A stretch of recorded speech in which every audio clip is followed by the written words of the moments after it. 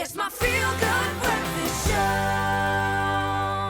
Welcome back. You're tuned into your Feel Good Breakfast Show, Expresso right here on S3. It's a wonderful Monday morning. Thanks for tuning in. And of course, as we quite literally dive into the festive season, safety at the beach becomes paramount because we all know that's what we want to do during those beautiful sunny days. And this morning, joining us, Cavell Abrams from the National Sea Rescue Institute to share some crucial tips ahead of this beautiful festive season in terms of beach safety. Cavell, thank you very much for joining us, my friend. Thank you. Yeah, you guys have been busy lately, Yes. man. Huh? And going into the season, I mean, are you expecting a crazy season? Yes, definitely, but we are well prepared for it. I like to hear that, my friend. I like to hear that. But listen, I think let's start off on a serious note, just to help people understand what we are dealing with. Drowning stats. I mean, what are we looking at? Because, I mean, this is what we essentially wanting to avoid. We want everyone to be safe at the beach. What does it look like? So our research department has done research for this with drowning stats over the past 6 years. And what they have seen is 1,477 people are drowning each year on average. Yeah. And 71% of that is males between the ages of 0 and 14. Sure. And most of the drownings that happens during the month between November and March. Yeah, just because of, I mean, the influx of people, you know, going on a holiday. And you know what, the one thing that I've learned from a very young age is you want to enjoy your time on the beach, but you do not mess with the sea. What are the main causes? Why do people drown? Why do people get in really dangerous situations? So one of the main reasons is they go to beaches where there's no lifeguards on the beaches. They go on beaches where lifeguards is already off from duty. They are not aware of the rip currents. They didn't watch the weather to see what is the tides doing and so forth. Yeah, so I mean, you got to just make sure you understand a little bit. And this is why I'm glad we're having this conversation, especially with things like rip currents. What do we look out for? How do we make sure if there is no lifeguards on duty, right? Because I know that you guys, you got hands full, all hands on deck. What do we look out for? What's the ABCs of beach safety when you are going? What do we look out for to make sure that you, and not only you, but your family, your kids are safe?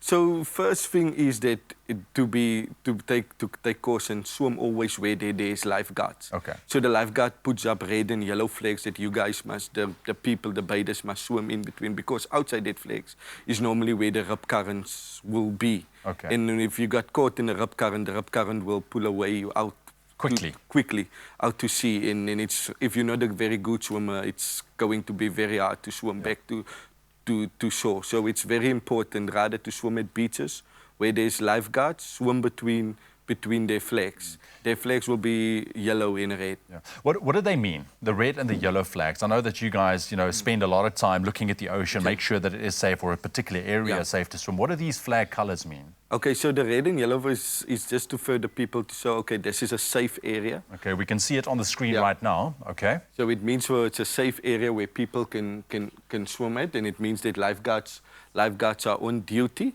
The red flag is just to show if the beach is too dangerous on that day, the current is too strong, we put up a red flag for people to say, okay, do not swim now, do not go into the water.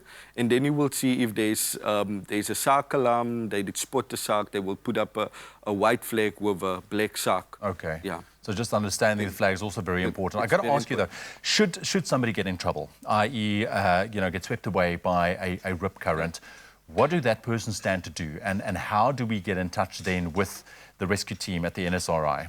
So first thing that they have to do is, before if there's a good swimmer on the beach that want to go into the water, first thing that you have to do is first call for help. Okay. And the number that you must call is an easy number. We teach it at schools, and it's 112.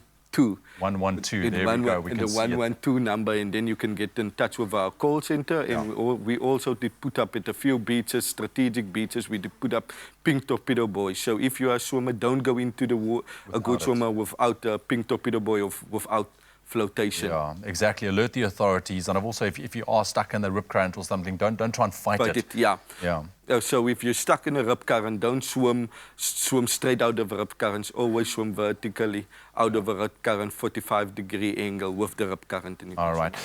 Just again, I know that, obviously families are looking forward to soaking up the sun and just enjoying the beaches, but we want to make sure that the kids are safe. The stats that you mentioned, 0 to 14, is a big number of children actually succumbing to drowning. What do parents stand to do? How do we look after our kids? So the most important thing is supervision. Although there's lifeguards on the beach, you as a parent must also look after your children and make sure that they always, if your kids is very small, make that they always an arm length away from you. Make sure that they swim in between their flags. And remember, drowning is silent. It's not like in TV. You cannot hear it, and it happens so fast. So make sure that you are always near your children. Sure. Keble, I wish you and the entire team all the best, and thank you for looking after us. I really appreciate it, man. Thank you. There we have it. I want you to have a safe holiday. I want you to enjoy it to the max, but be safe and listen to the guys on the beach. The NSRI is here for you. And remember that number. Put it in your phone right now, 112. That is the emergency number should you get into a troublesome situation.